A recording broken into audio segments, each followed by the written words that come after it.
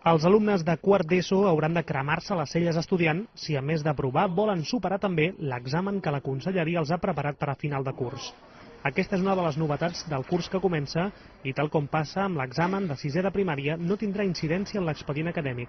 Tant la de sisè de primària com la de quart d'ESO no són proves que serveixin per millorar directament a l'alumne, que també, però no directament. Són proves que informen els centres, sobretot, que informen a l'equip. Pel conseller d'Educació, Ernest Maragall, aquest podria ser l'últim inici de curs al capdavant del departament.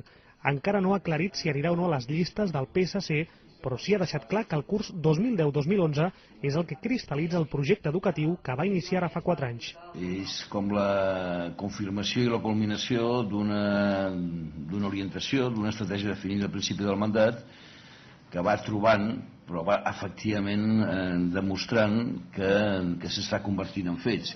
També és el primer curs en què comença a aplicar-se la nova llei d'educació que ha d'atorgar més autonomia als centres, però que té molts detractors entre els mestres, o el del nou calendari escolar que preveu una setmana blanca al final del segon trimestre. I com no podia ser de cap altra manera, el de la tecnologia. Els ordinadors cada cop seran més comuns a les aules i més de 500 centres d'educació primària i secundària substituiran els tradicionals llibres de text per programes informàtics.